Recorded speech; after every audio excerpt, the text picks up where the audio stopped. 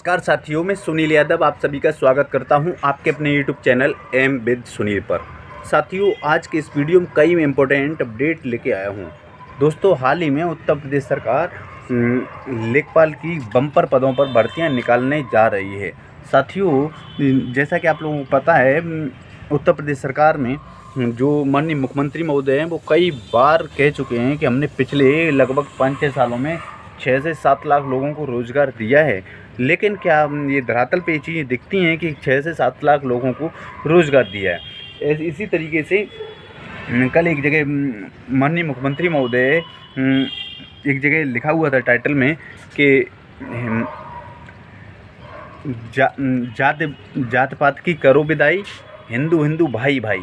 क्या उत्तर प्रदेश के माननीय मुख्यमंत्री महोदय का जो ये नारा है किस हद तक सही है? साथियों, ये बात तो 69,000 शिक्षक भर्ती में आरक्षण पीड़ित अभ्यर्थियों से ज़्यादा अच्छी तरीके से कोई नहीं समझ सकता है। साथियों, 69,000 शिक्षक भर्ती में इतना बड़ा आरक्षण का घोटाला हुआ है जिसका पूरा देश इस मुद्दे को अच्छी तरीके से जान रहा है।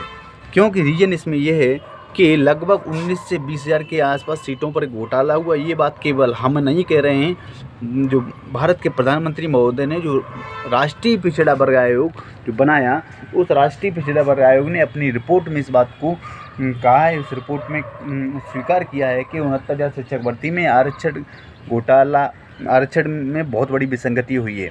साथियों, इसी प्रकार से राज्य पिछड़ा वर्ग आयोग ने इस बात को माना और तो और बाद में जो माननीय मुख्यमंत्री महोदय ने जो कमेटी गठित की थी जिसमें वरिष्ठ IAS शामिल थे और उनके साथ साथ जब उस कमेटी ने इस बात को माना कि 69,000 शिक्षक भर्ती में आरक्षण में विसंगति हुई है और इसके साथ साथ ये मुद्दा न्यायपालिका में गया तो हाई कोर्ट की डबल बेंच ने इस बात को माना कि इस 69,000 शिक्षक भर्ती में आरक्षण में बहुत बड़ी विसंगति हुई है।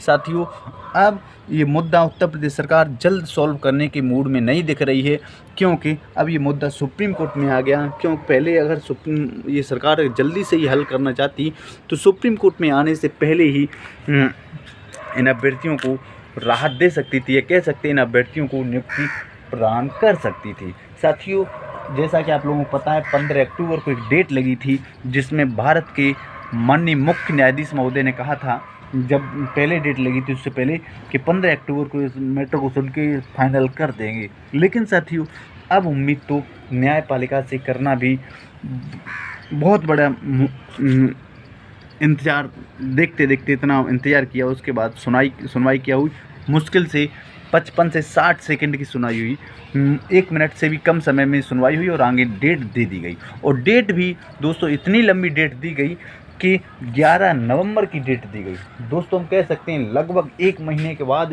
जब इसमें सुनवाई होगी तो दोस्तों अब आपको पता है किस तरीके से जो पिछड़े और दलित समाज के जो बच्चे हैं एक एक दिन काट रहे हैं, कि एक एक दिन कैसे कटता है ये बेरोजगार, पिछड़े, दलित, अल्पसंख्यक नौजवान ही जान सकते हैं। साथियों, एक तरफ जहां दूसरे वर्ग के अभ्यर्थी, सामान्य वर्ग के जिनका चयन गलत तरीके से किया गया, आज वो मौज कर रहे हैं, नौकरी कर रहे हैं, क्योंकि आरक्षण में जिस तरीके से जो बाबा साहब अम्बेडकर ने हमारा जो संविधान में जो आरक्षण दिया था उस हिसाब से आरक्षण नहीं मिला।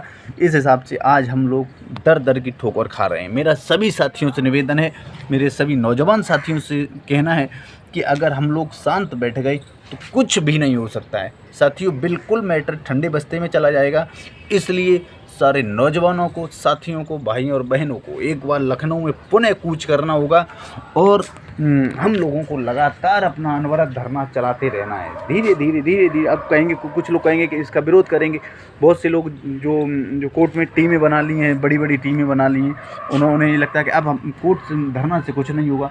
दोस्तों, धरना से इतना होगा कि आपका मुद्दा पूरे नेशनल मीडिया में हाईलाइटेड होगा।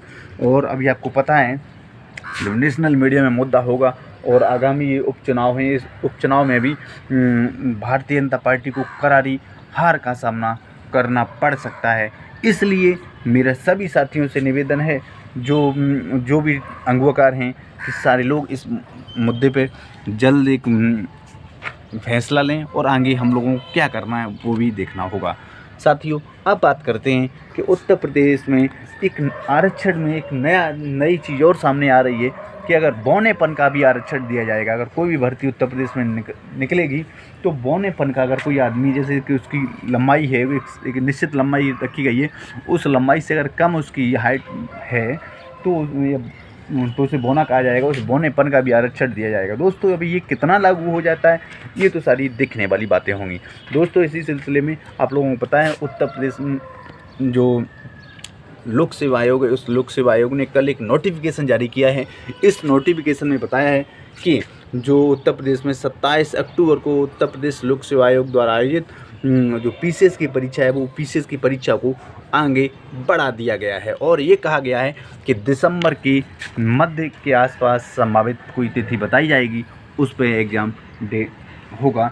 हालांकि दोस्तों कुछ सूत्रों के माध्यम से खबर निकल के आ रही है 7 और 8 दिसंबर 2 दिनों में ये एग्ज़ाम होगा, लेकिन साथियों जो अभ्यर्थी धरना कर रहे हैं कि नहीं ये एग्ज़ाम एक ही दिन में कराया जाए, प्री एग्ज़ाम इसका एक ही दिन में कराया जाए, तो देखो ये देखने वाली बातें होंगी।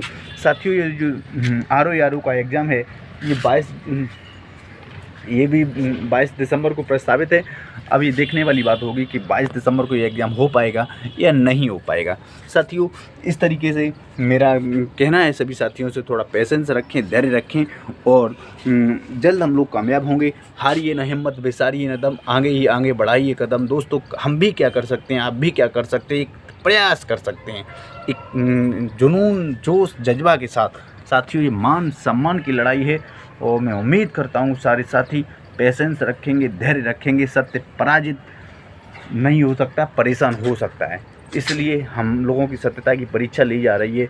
और आखिर में ये सरकार जहाँ पर मनवादी सोच के लोग बैठे हैं नीचे से लेकर ऊपर तक, अगर ये लोग मनवादी सोच के लोग न होते तो आज हम पिछड़े दलित अल्पसंख्यकों को इतना नहीं भटकना पड़ता। साथियों आपका क्या मानना, आपका क्या विचार है, कमेंट करके ज़रूर बताइए। मैं आपका दोस्त सुनील यादव। जय हिंद, जय भारत, जय संविधान।